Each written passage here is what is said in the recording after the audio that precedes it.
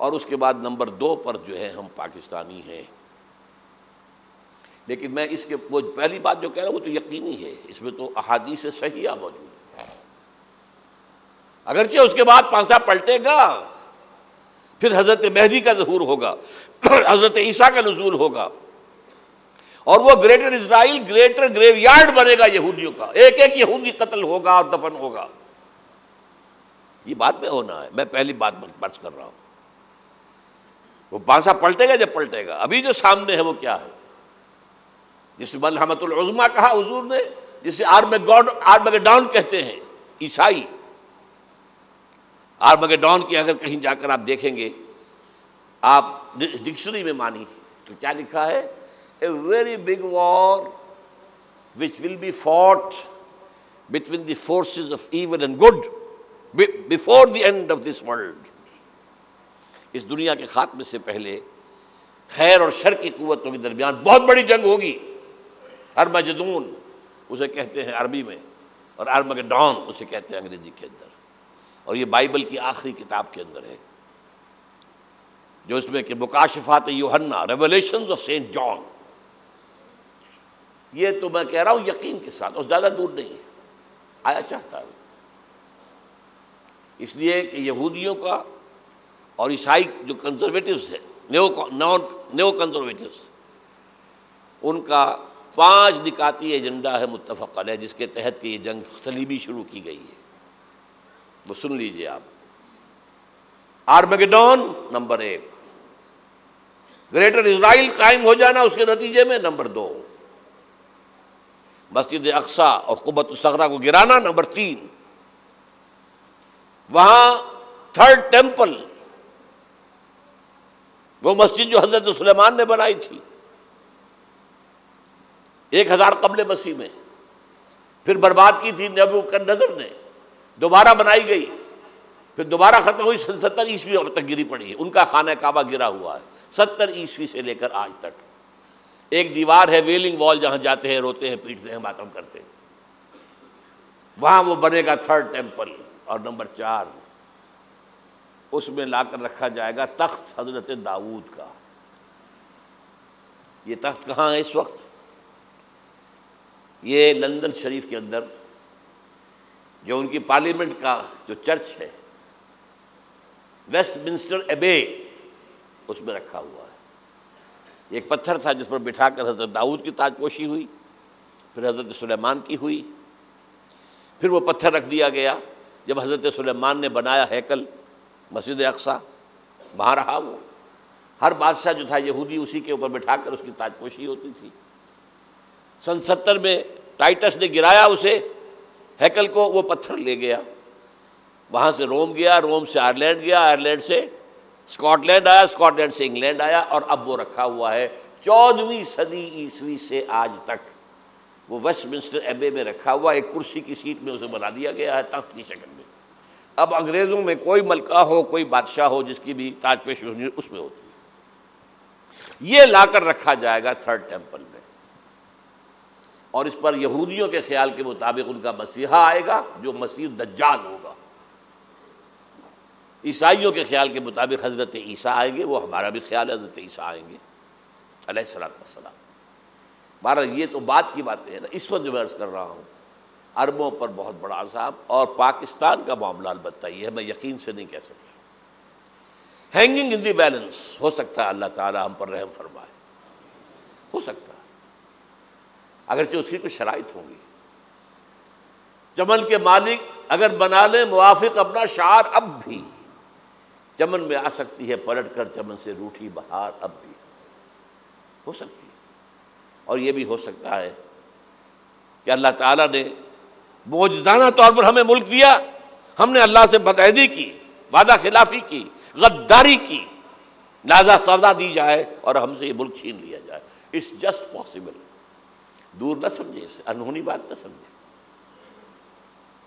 جو گھیراؤ ہو رہا ہے آپ کے مغرب میں نیٹو فورسز اور مشرق میں بھارتی فورسز گدھوں کی طرح بیٹھے ہوئے انتظار کر رہے ہیں پاکستان اور ڈسٹیبلائز ہو جائے، یہاں اور بدامنی ہو جائے.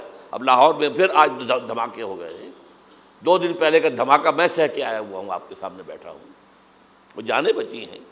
جو ہماری اکیڈمی کا حشر ہوا وہ تو میں آپ کو نہیں بتا سکتا. یہ سارا کیوں ہو رہا ہے؟ تاکہ یہاں بدامنی ہو جائے اور ہمیں جواز مل جائے. مغرب سے نیٹو فورسز داخل ہو جائیں، مشرق سے بھارتی فورسز آ جائیں اور ہمارے ایٹمی دانت توڑ کر اور پھر ہمیں بھارت کے سامنے ڈال دیا جائے. نو ڈو ایز یو لائک. یہ ان کا نقشہ ہے. ہوگا کیا وہ اللہ جانتا ہے. ہوگا وہ جو اللہ چاہے. لیکن اللہ کا چاہنا جو ہے وہ کس پر منحصر ہے؟ یہاں انقلاب برپا کرو، یہاں اسلام لاؤ. اگر دھندوں میں لگے رہو گے تو وہ خود بخود نہیں آ جائے گا انقلاب. صحابہ نے جانیں دی تھی، کتنی تکلیفیں اٹھائی تھی. 12 برس تک مکی دور کے اندر با نشہ درویشی در ساز و دمادم زن جو پختہ شبی خدرا بر سلطنت جم زن. یوم طائف یاد ہے جو حضرت عائشہ فرماتی ہیں کہ میں نے پوچھا تھا حضور سے کہ یوم احد سے زیادہ سختی بھی آپ پر کبھی آئی؟ یوم احد پر کیا ہوا تھا؟ تلوار کا وار پڑا تھا آپ کے چہرہ مبارک. یہ جو رخسار کی ہڈی ہے اس کے اندر وار گیا ہے. اوپر خود کی 2 کڑیاں تھیں وہ اس میں گھس گئیں. 2 دندان مبارک شہید ہوئے. وہ خود کی کڑیاں ایک صحابی نے اپنے دانتوں سے پکڑ کر کھینچنے کی کوشش کی، دانت نکل گئے، وہ نہیں نکلی. کیا جتن کر کے نکالی گئی ہوگی تو خون کا فوارہ آیا. اتنا خون گیا ہے کہ آپ بے ہوش ہو گئے، گر گئے. اور مشہور یہ ہو گیا کہ آپ کا تو انتقال ہو گیا، شہادت ہو گئی. یہ سیرت کبھی پڑھی ہے؟ حضرت عائشہ کے ہوش کا تو یہی دور تھا نا. یوم طائف میں جو آپ کی کیا تھی، بچی تھی، انہیں کیا پتا کیا ہو رہا ہے حضور کے ساتھ. 3 دن تک حضور مکے کی گلیاں اور وہاں کے اوباش لوگ پتھراؤ کر رہے ہیں. گئے تھے اس امید میں کہ شاید وہاں کا کوئی سردار ایمان لے آئے. تو یہاں تو ابو طالب بھی فوت ہو گئے. یہی دنیاوی سہارا تھا، خاندانی سہارا تھا ابو طالب کے ذریعے. اور گھر میں ایک دلجوئی کرنے والی رفیقہ حیات تھی، وہ بھی، ان کا بھی انتقال ہو گیا. آپ نے کہا یہ عام الحزن ہے. اب تو سب کو طے ہو گیا قریش کو کہ اب جیسے قتل کر دو ان کو. اسی لیے آپ گئے طائف. شاید وہاں کا کوئی بڑا سردار مانے، ایمان لے آئے مجھ پر تو میں اپنا مرکز ادھر شفٹ کر دوں. تینوں سے ملے ہیں، تینوں نے وہ جواب دیے ہیں، نکل جاؤ یہاں سے، میں تمہارے ساتھ بات بھی کرنے کو تیار نہیں ہوں. اچھا تمہارے سوا کوئی نہیں ملا تھا اللہ کو نبی بنا کر بھیجنے کے لیے؟ دیکھو جاؤ، میں بات نہیں کرنا چاہتا، ہو سکتا ہے میں بے عزتی کر بیٹھوں، اور واقعی تم اللہ کے نبی ہو تو میں مارا جاؤں گا. جاؤ جاؤ جاؤ. یہ سلوک محبت کے ساتھ ہوا. اور پھر چھوکروں کو، اسٹریٹ ارچنز جنہیں آپ کہتے ہیں، اشارہ کیا تھا، خبر لو ان کی، پتھراؤ ہو رہا ہے. ساتھ کوئی ہے ہی نہیں، ایک آدمی صرف، زید ابن حارثہ. اب سامنے سے پتھر آ رہے ہیں تو حضرت زید آگے آ جاتے ہیں، ڈھال بنتے ہیں. مجھے لگے پتھر حضور کو نہ لگے، آپ پیچھے سے آ رہے ہیں. چاروں طرف سے تو ڈھال نہیں بن سکتا. جسم لہو لہان، خون جا کر جوتیوں میں جم گیا ہے، جوتی اتر نہیں رہی. پھر وہاں سے واپسی پر جو دعا مانگی ہے، اللہم الیک اشکو ضعف قوتی وقلت حیلتی وہوانی علی الناس. اے اللہ تیری جناب میں فریاد لے کر آیا ہوں اپنی قوت کی کمی کا، اپنے وسائل کی کمی کا، اور جو ذلت و خواری ہو رہی ہے لوگوں کے سامنے. الا ملتقننی، مجھے کس کے حوالے کر دیا ہے؟ الا بعیدی یتجہمنی، یہ میرے اوپر ہجوم کر کے آ جائے، حملہ کریں. اور عدو ملکتا امرے، یہ دشمن کے حوالے میرا معاملہ کیا، جو چاہے کر دے وہ. لیکن پھر عبدیت غالب آتی ہے.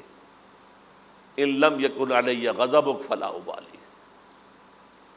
اللہ اگر تو ناراض نہیں ہے تو مجھے کوئی پرواہ نہیں. سر تقسیم خم ہے جو مزاج یار میں آئے. مجھے اندیشہ یہ ہے کہ تو ناراض تو نہیں ہو گیا. یہ تکلیفیں جھیلی ہے.